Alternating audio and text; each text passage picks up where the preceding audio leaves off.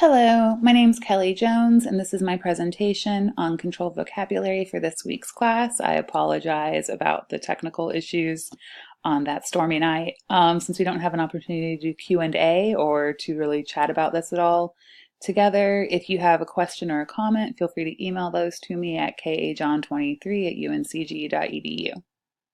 So a quick summary on controlled vocabulary. What I found from the readings I did was that controlled vocabulary is meant to help us organize information for subsequent retrieval. It brings together terms and phrases to represent a concept. The two main kinds of controlled vocabulary are subject heading lists and thesauri, and people use different words to describe different ideas. So controlled vocabularies can be tricky and pose some challenges. And here we have a list of some of those challenges. So starting it off is specific versus general terms. An example for that is dessert versus cake versus cupcake versus red velvet cupcake. So making sure that we're using the right terms and we're being specific or general if general is what we're looking for. Synonymous concepts can pose a challenge. Soda, pop, and Coke are three words that often represent the same idea or thing. However, those are used differently in different regions, and some regional dialects use different terms altogether. When I lived in the Gulf Coast, people didn't typically say soda or Coke. They called those cold drinks. So just another challenge of controlled vocabulary is figuring out how we handle the synonyms. Word form for one-word terms is also a challenge. So clothes and clothing, similar ideas conveyed by them. Hyphenated words can also be problematic, or at least a little challenging. So online used to be written as two words, and then we started hyphenating it after a while, and now we mostly have it all as one. And also the way that we work with plural words, English can be tricky with that. So we've got apple versus apples, whereas if you have apples written plural, that's specifically going to refer to a lot of apples, just the fruit, whereas apple here could be an apple tree, it could be one apple. So being aware of that.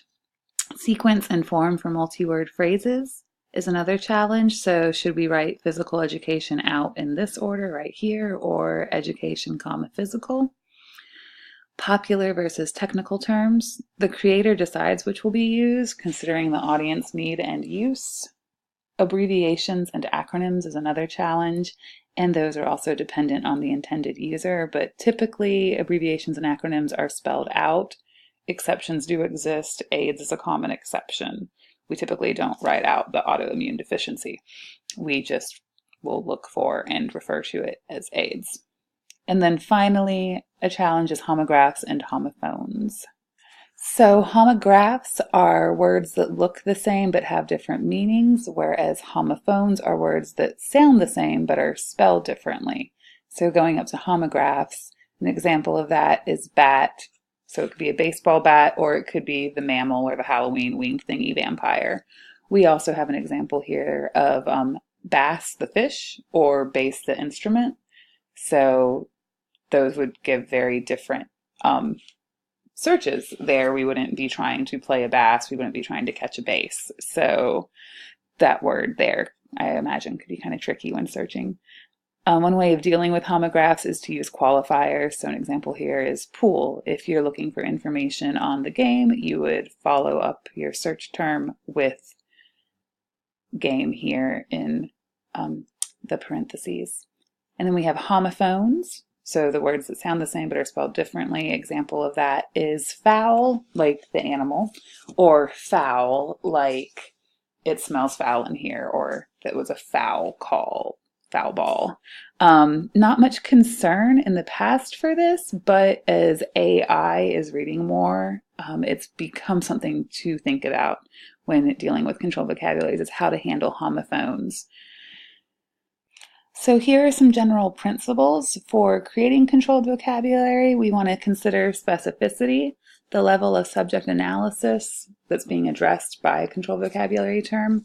Also, literary warrant is a term that I came across in the reading. So when new terminology is needed for a new or updated concept, we will consider the literary warrant of that.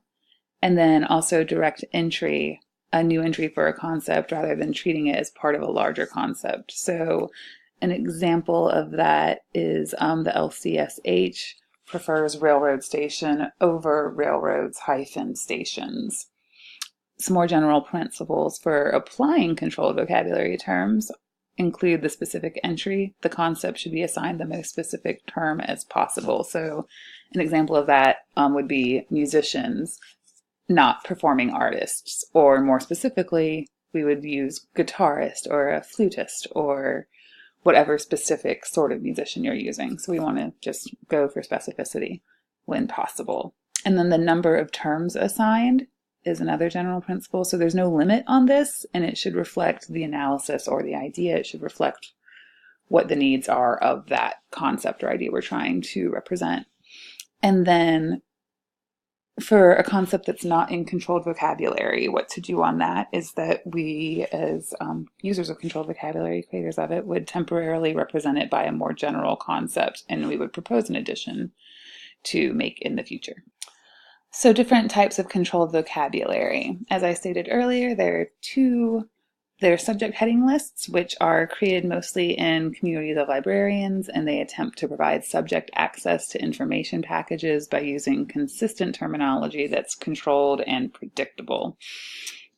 We also have thesauri, which are created mostly in the indexing communities and attempt to provide subject access to info packages by using consistent terminology that's controlled and predictable and made up of single terms and bound terms that represent single concepts, which are often called the descriptors. These thesauri are typically more hierarchical and narrow in scope, and they're more likely to be multilingual. And then some examples of subject heading lists, if you want to look at some more, are like the Library of Congress subject headings, or there's the Sears list of subject headings and medical subject headings, which is MESH. And then some thesauri, if you want to check out, art and architecture, thesaurus of Eric descriptors, information services for the physics and engineering communities. And here we just have my references. So the textbook was where I primarily pulled from. I also looked at this controlledvocabulary.com website, which I thought was really well organized and easy to find information through. I also like that their slogan at the top is "one thing leads to another," which I thought was really clever. And also it got that song stuck in my head. One way or another, which I know is not the same song, but it's been there all week now. I also did a little bit of additional reading, and this here is from the ALA's GLBT group, and they had an entry on the ALA site about controlled vocabularies and classification schemes, and it briefly just summarized the ALA's GLBT Roundtable's efforts to create a controlled vocabulary and also provided multiple resources for further reading on this specific CV. I was having trouble getting the link to open while recording this, so if you have the time, take a look at it. I thought it was pretty interesting, and it had a whole lot of different references and sources suggested for further reading. All right, so again, if you have any comments or questions, you can get me over email at kajon23@uncg.edu. Otherwise, have a great weekend, everybody. Bye.